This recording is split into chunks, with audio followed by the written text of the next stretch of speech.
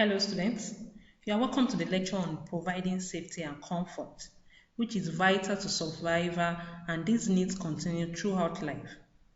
As part of the package of that duty of care is the obligation to safeguard the patient from harm or danger as well as to ensure that the patient is made comfortable throughout his or her period of hospitalization, and this will be the main discussion of this study session.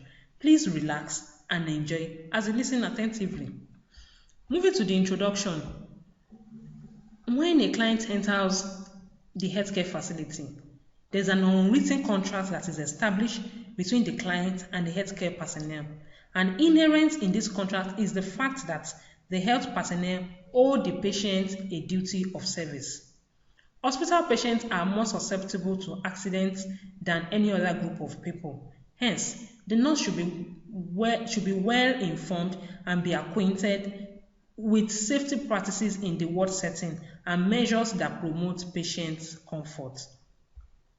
At the end of this study session, you should be able to highlight the general safety rules and practices with the roles of nurses.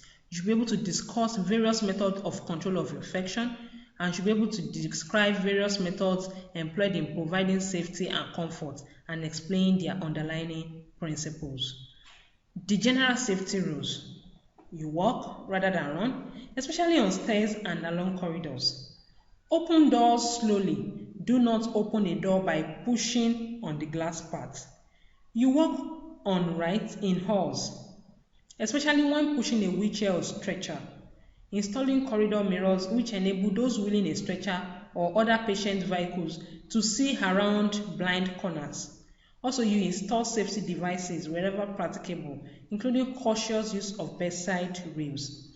Other general safety rules include ensuring good housekeeping and avoiding wet patches on the floor. Do not engage in horseplay or practical jokes.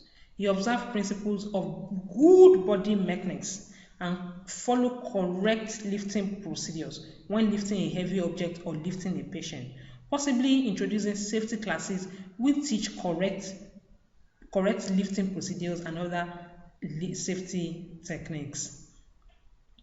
The general safety rules still consist of endeavoring to properly label all materials, including medicaments and water taps in bathrooms, discarding all unlabeled containers and bottles, provision for refuse collection, and proper waste disposal to maintain hygienic condition.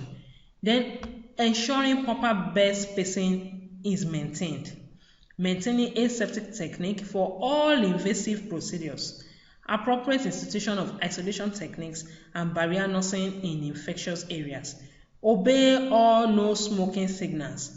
Never smoke or permit anyone to smoke in the vicinity of oxygen equipment that are in use because they are highly inflammable. When smoking in designated areas, see that cigarettes are completely extinguished in receptacles provided.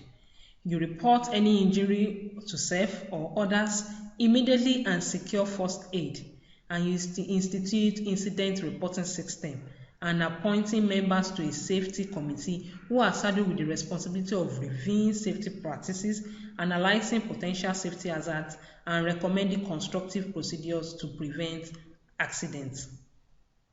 What are the role of the nurse in moving and handling patients?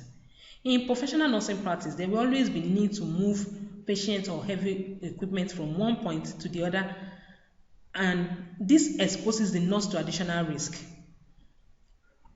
Pabotia, quoting the Disabled Living Foundation in 1994, indicated that 1 in 4 nurses have taken time off with back injury sustained at work. This for some meaning the end of their nursing career. As strong as back is and as vital as it is not immune to injury, especially those arising from poor lifting techniques. Nurses should know how to set the back muscles, that is, keep the back muscles partially tense to absorb any imminent shock, particularly when lifting or bending forward to pick or give out something. The correct lifting techniques include keep as close as possible and safe to the object to be lifted. Then you maintain a good base of support. Keep the back as vertical as possible. And remember, do not carry alone objects more than 70% of your body weight. As you can see on this on the picture of on your screen, you can see that this patient they are trying to lift is more than 70%. So they have to get assistance to carry the patient together. Let's move to control of infection. Microorganisms exist everywhere in the environment, in water, soil, and on body surfaces, such as the skin, the GIT, the vagina, and etc. Some are harmless, while some are beneficial, while others otherwise referred to as pathogens are harmful to the body, that is, capable of producing infection. Infection is used to describe the invasion and development or multiplication of pathogens in the body. It is the nurse's responsibility to provide biologically safe environment and reduce the spread of infection within the healthcare setting. And hand washing is the most important method of preventing spread by contact. And the goal of this hand washing is to remove these transient organisms and reduce their number below that of the infective dose that are transmitted to the patient. Control of infection also include using personal protective equipment like the gloves, apron, gowns, protective eyewear, face shield, masks, and etc. Adequate bed spacing is also there. We have proper waste disposal, health education, sterilization, disinfection, and isolation. There are also methods of controlling infection. What are the commonly employed comfort measures in the hospital? Hospital patients spend varying degree time in bed. As such, their comfort is of utmost importance. So bed making is a method of ensuring comfort of patients. They need to improve and maintain for as long as possible the comfort of this patient, therefore forms the primary reason for bed making. A related one is the need to relieve pressure from certain parts of the body and stimulate circulation, thereby preventing the development of decubitus ulcer. The process of applying or changing linen is what is referred to as bed making. We have different kinds of beds. We have unoccupied bed, which can be opened or can be closed. We have the occupied bed, which can be fracture bed, divided bed, and post-operative bed. Then we have personal hygiene practices as a way of maintaining comfort in the hospital. Hygiene refers to practices that promote health through personal cleanliness, and it is fostered through activities like bathing, toothbrushing, cleaning and maintaining fingernails and toenails, and shampooing and grooming of hair. Cleanliness and good grooming are even more important in illness than in health. Many a nurse has had experience of seeing a sick and uncomfortable patient drop off into a restful sleep after taking his bath and having his bed changed. Oral care is also important.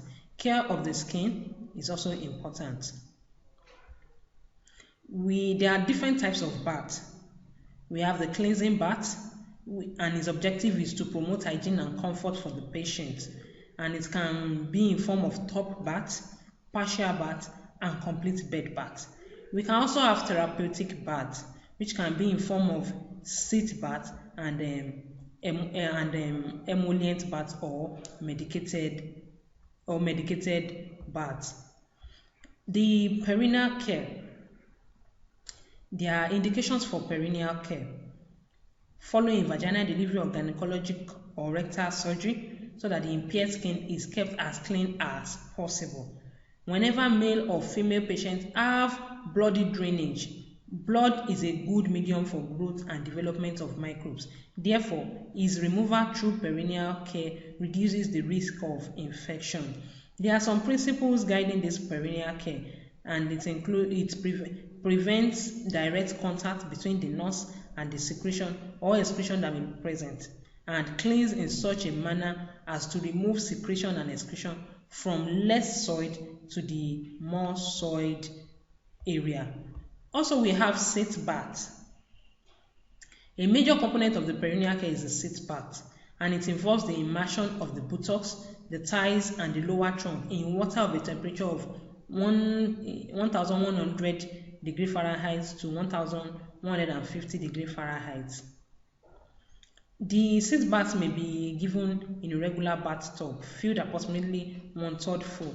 There are, however, special designed seat tubs that allow the patient to sit comfortably with the hips and the buttocks immersed in water.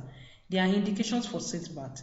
It is used to relieve discomfort, congestion, or inflammation in the pelvic and rectal regions. It also promotes phagocytosis to increase peripheral vasodilation. It stimulates formation of new tissue through increased blood supply. It promotes relaxation of local muscles and provides for cleanliness. Provision of comfort and safety, no doubt, stands as one of the non-negotiable requirements for successful recuperation and rehabilitation of our clients. To say it is vital to nursing care is to put it mildly. The issue of comfort and safety is an ongoing thing. So it is going to be a recurring theme throughout the period of your training and beyond. The need for safety and comfort in the healthcare settings cannot be overemphasized. Hence, there are 1001 things that could be done to ensure your patient's comfort, and it is a dynamic issue as it differs from patient to patient and changes as the patient's condition changes. Thanks for listening. Bye for now.